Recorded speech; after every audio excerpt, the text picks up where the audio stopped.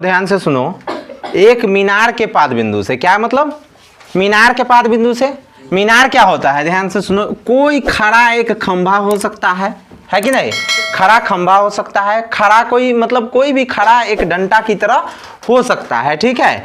एक मीनार के पाद बिंदु से, पाद बिंदु का मतलब क्या होता है, इसके जड़ से, पाद बिंदु का मतलब समझना, क्या चीज से, जड़ से किसी भवन के शिखर का उन्नयन कोण कितना है, 30 डिग्री है। यहां ध्यान दो, एक भवन है, मान लो कि यहाँ पर कोई भवन खड़ा है, ठीक है, इस भवन के शिखर का मतलब कहाँ का, ऊपर का, यहाँ का उन्नयन कोण कितना डिग्री है, कहाँ से, मीनार के पाद बिंदु से, ठीक है, कितना डिग्री है, 30 डिग्री है, 30 डिग्री है, ध्यान से देख लो कितना डिग्री है, 30 डिग्री। और फिर ध्यान से सुनना, और भवन के पाद बिंदु से, भवन के पाद बिंदु का मतलब क्या चीज कि भवन के जड़ से, तो भवन के जड़ यहां हुआ, यहां से मीनार के शिखर का उन्नयन कोण कितना है, 60 डिग्री। मीनार के शिखर का उन्नयन कोण कितना है, 60 डिग्री।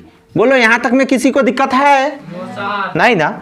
अब देखो, मीनार 50 मीटर ऊंची हो तो, मीनार कितना मीटर ऊंचा है, 50 मीटर, ठीक है।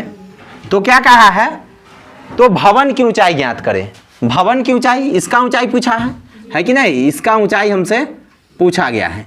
ध्यान से सुनो, इस क्वेश्चन को कैसे बनाएंगे, ठीक है। चलो इस क्वेश्चन को बनाने के लिए इसका चित्र को पहले हम नामांकन कर देते हैं, ए बी डी, ठीक है, ए बी सी डी। मान लेते हैं इसको, बीसी की दूरी कितना मान लेते हैं, x, ठीक है। अब यहां ध्यान देना, पहले कोई एक त्रिभुज का हम काम करते हैं, जरूरत नहीं कि इसी का करें, इसका भी कर सकते हैं, ठीक है। हम इधर से स्टार्ट करते हैं, कौन से त्रिभुज में, ए बी सी में। देखो एग्जाम में परिपूर्ण नंबर पाने के लिए सारा चीज लिखना जरूरी है जो अभी हम बता रहे हैं। क्या चीज यहां पर लिखेंगे, त्रिभुज ए बी सी में, त्रिभुज ए बी सी में क्या होगा, त्रिभुज ए बी सी में पहले इसको कोण का नाम लिख दो कि कौन से कोण में काम करने जा रहे हो, जानते हो कौन से कोण का काम करने जा रहे हो, इसका त्रिभुज एबीसी का कोण कितना है, 60 डिग्री है, ठीक है। ये कितना डिग्री है, 60 डिग्री है। तो क्या होगा, त्रिभुज में कोई एक को, कोण लिखने का तरीका क्या है, पहले तो यहाँ पे कोण लिख दो, और जहां पे कोण बना है उसका नाम बीच में लिखो, बाद बाकी दोनों में से किसी को भी कोई साइड लिख सकते हो, उससे हमारा कोई लेना देना नहीं है। कोण क्या हो जाएगा, बी सी ए, चाहे ए सी बी, ठीक है, या तो बी सी ए लिखो नहीं तो ए सी बी लिखो, बात क्या होगा, बराबर, ठीक है। कोण बी सी ए बराबर कोण ए सी बी, दोनों के बराबर वही ना है, कितना डिग्री है, 60 डिग्री। या तो ई लिखो नहीं तो ई लिखो, हम दोनों लिख दिए हैं, ठीक है, कोई दिक्कत नहीं ना। चलो कोण बी सी ए बराबर कितना हो गया, 60 डिग्री। अब ध्यान देना, ए बी मीनार है, तो ए बी का मान कितना दिया हुआ है, यहां पर हम लिख देंगे ए बी बराबर कितना, 50 मीटर, ठीक है। दूसरा का बी सी बराबर कितना है, बी सी बराबर x मीटर, क्या किए हुए हैं हम, माने हैं, ठीक है, ठीक है। यहाँ पे माने नहीं लिखो, लिखो माना है, ठीक है। और ई दिया हुआ है कि नहीं, दिया हुआ है। अब बताओ हमको इस त्रिभुज में क्या होता है, त्रिभुज में ये जानते हो ये कौन सा त्रिभुज है, ये जो इस प्रकार से है तो इस समकोण त्रिभुज है। कैसे कि यहाँ पर जो ऐसे है एक मुड़ा हुआ है, ये कितना डिग्री का कोण बनाता है, 90 डिग्री का। तो जब त्रिभुज में एक कोण 90 डिग्री का बनाता हो, वह त्रिभुज किसका नियम फॉलो करता है, समकोण त्रिभुज का। बात समझ रहे हो ना, कौन सा नियम फॉलो करता है, समकोण त्रिभुज का। समकोण त्रिभुज में नियम कहता है कि जहां पे कोण बनता है, उसके सामने वाला क्या होता है, लंब, ठीक है। तो हमको लंब दिया हुआ है और आधार हमको निकालना है, आधार है ना चाहिए जी, ठीक है, आधार हमको चाहिए। तो आधार और लंब के बीच अगर हम लोग पढ़े हैं त्रिकोणमिति, तो हम लोग जानते हैं कि आधार और लंब के बीच में कौन कौन थीटा प्रदर्शित होता है। बोलो कौन थीटा प्रदर्शित होता है, टैन थीटा और कॉट थीटा। जरूरत नहीं कि हम टैन थीटा लगाएंगे, कॉट थीटा भी लगा सकते हैं, ठीक है। अभी हम यहाँ पे टैन लगा के कॉट लगा के देखते हैं, टैन तो हमेशा लगाते हैं, कॉट लगा के देखते हैं। यहाँ पे देखो कि कॉट कितना डिग्री, 60 डिग्री। जो यहाँ पे मेरा कोण का मान रहेगा वही लिखेंगे। कॉट 60 डिग्री बराबर क्या होगा, क्या होगा, कॉट का मान क्या होता है, कॉट थीटा बराबर, यहाँ ध्यान दो ज्योमेट्रिकल फॉर्मूला में कॉट थीटा बराबर आधार बटे लंब, आधार बटे लंब होता है। ठीक है, आधार मेरा कितना है x, ठीक है, तो यहाँ पे क्या होगा x मीटर। ठीक है, x मीटर माने है, चाहे x रहने दो केवल, ठीक है, x, और इसका लंब कितना है 50 मीटर, 50 मीटर। सॉरी, इसका पहले इसको नहीं लिखो, पहले इसका नाम लिख दो। क्या चीज हो जाएगा, लंब क्या है, लंब ए बी है और ए आधार BC है। तो मेरा फॉर्मूला क्या कहता है, आधार बटे लंब। तो आधार मेरा क्या है BC, तो यहाँ पर पहले इसका नाम लिख लो BC, अब बटे लंब कितना है AB, है कि नहीं। चलो कोई दिक्कत नहीं, कोई दिक्कत है रे। तो देखो, तो कॉट 60 डिग्री, कॉट 60 डिग्री का मान बताओ तो तुम कितना, हाँ वेरी गुड, 1/√3 बराबर BC का मान कितना है, BC का मान कितना x, यहाँ पे x हो गया, और बटे AB का मान, AB है ना, तो AB का मान कितना, कितना 50 मीटर, यहाँ पर देख लो 50 मीटर हो गया। अब तिरछा गुना कर दो इसको, होता है ना तिरछा गुना जी। ठीक है, क्या होगा, √3 में x का गुना होगा बराबर 50 से कम 50, तो x का मान कितना हो जाएगा √3। जानते हो बटे में √3 रहे तो इसको क्या करना होता है, परिमेयकरण। परिमेयकरण कैसे होता है, जो रूट में रहे नीचे ओकरा ऊपर और नीचे गुना कर देंगे। ठीक है, तो यहाँ पर जो है ना परिमेयकरण करने से पहले लिखेंगे को परिमेयकरण करने पर। ठीक है, परिमेयकरण करने पर। ठीक है, अब यहाँ देखो 50 बटे √3 गुना √3 बटे √3। देखो अब 50 में √3 ऊपर में ऊपर वाले को गुना हो जाएगा, क्या हो जाएगा 50√3 बटे √3 में √3 का गुना होगा तो क्या होगा, √3 में जब √3 का गुना करेंगे तो क्या होगा √9, और √9 बाहर आएगा तो यहाँ पर डायरेक्ट हम लिख देंगे 3। ठीक है, अगर इसको हम काटना चाहे तो काट सकते हैं, वरना अभी हम ऐसे ही रहने देते हैं। याद रखना ये किसका मान आया है, तो ई x बराबर मान आया है। किसका मान आया है 50√3 बटे 3। ठीक है, अब ध्यान दो, हम यहाँ पे ऐसे बनाते हैं। ठीक है, ध्यान देना, कौन से त्रिभुज में, अब ये त्रिभुज का मेरा काम हो गया, बचा ये त्रिभुज है कि नहीं।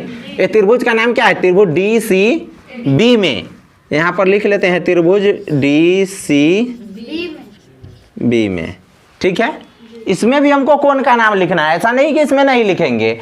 कोण का मान क्या लिखना पड़ेगा, कोण D, यहाँ पर इसमें कोण बना हुआ है 30 डिग्री, तो कोण DBC या CBD कोई भी लिख सकते हैं जी।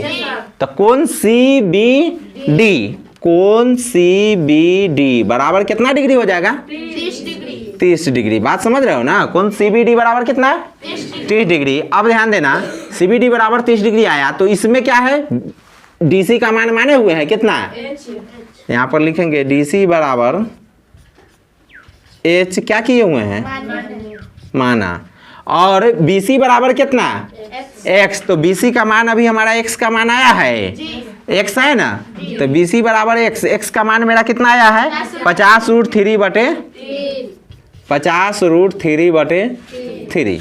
ठीक है, अब ध्यान दो, अब मेरा क्या होगा, तो अब ये होगा कि यहाँ पे 30 डिग्री है, इसमें भी मेरा H और किसके बीच में है, इसका मतलब लंब और आधार के बीच का मामला है कि नहीं, लंब और आधार के बीच का मामला है, लंब और आधार के बीच का मेरा मामला है ना।